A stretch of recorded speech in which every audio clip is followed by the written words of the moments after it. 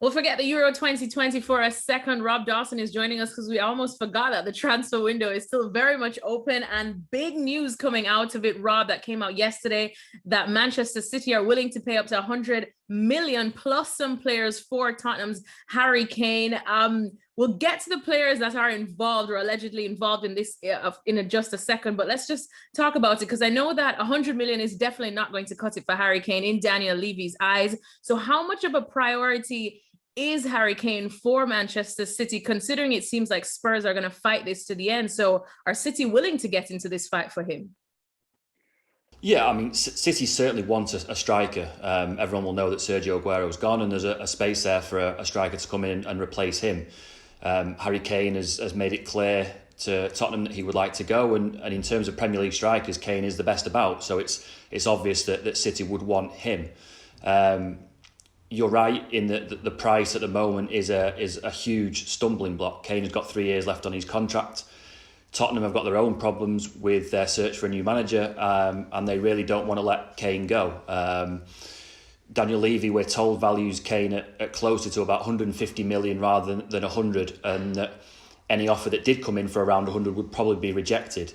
It's important to say at this point that there hasn't been an official, or according to City and Spurs, there hasn't been an official offer made. These are just conversations that are happening around this deal at the moment, just to kind of gauge where everyone's at. It's one of those things that's not going to be resolved easily. Spurs are desperate to keep their main man. City have identified him as the one that they want. We all know how tough a negotiator Daniel Levy to be. This is going to carry on and on probably until the last few weeks of the transfer window. And then, like you said, 100 million is definitely not going to cut it for Spurs, which is why we've, heard that City are willing to throw in players, probably up to 3 players in Gabriel Jesus, Aymeric Laporte, and of course, Raheem Sterling. Now, stick a pin in Raheem Sterling because that's the name that jumps out of me. And of course, I know you've been writing about it, and sources, I suppose, close to Raheem Sterling saying that he's not willing to take that move to London. So, what are some of the details there and exactly how he would be feeling, hearing his name involved in this? Yeah, I mean, again, it's important to clarify that this isn't a formal offer that's gone in, but some of the conversations around this have included players going from City to Spurs to make up an acceptable fee for Tottenham. One of the names is Raheem Sterling. He's been mentioned. Obviously, at the end of last season, he was in and out of the team. He played in the Champions League final, but up until that had kind of lost his place to Riyad Mahrez and Phil Foden. So there was a little bit of frustration there on his part. But saying that, he's not keen on being part of a bigger deal for Harry Kane. Raheem Sterling is a superstar in his own right, and if he was to leave, if he was to decide that he wanted to leave City, it would be done on his own terms. In the past, there's been flirtation with the likes of Real Madrid. At the moment, Spurs are not at that level. So if Raheem Sterling was to leave, Real Madrid is the type of club that could possibly tempt him away.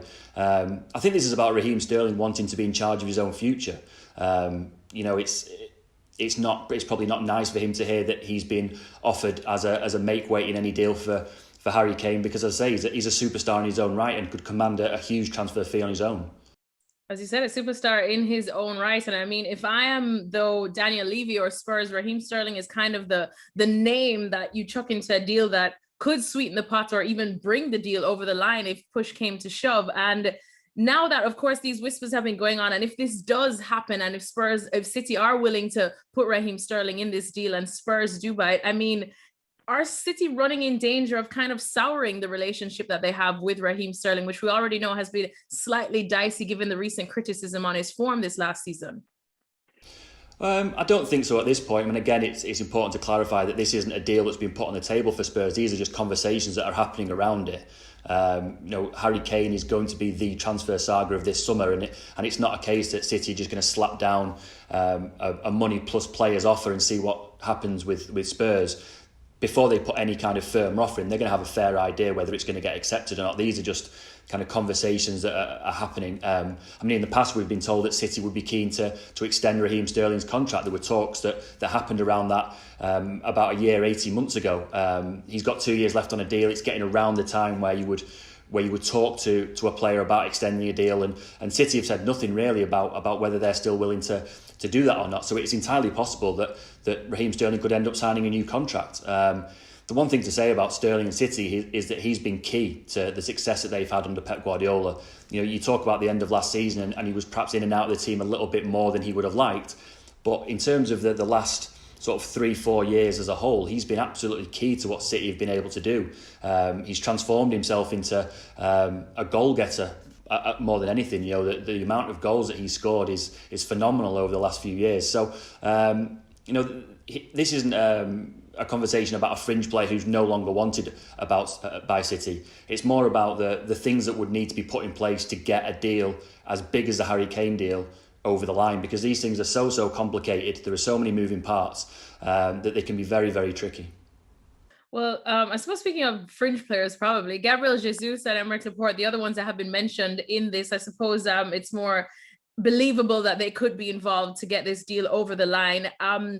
I suppose it almost does feel like a slap in the face for Gabriel Jesus. He's so used to playing second fiddle to Sergio Aguero, and now you'd think this is his time. So is this probably, if he is involved in this and he is, you know, lured into a move to Spurs, is this kind of an opportunity that he himself needs to take?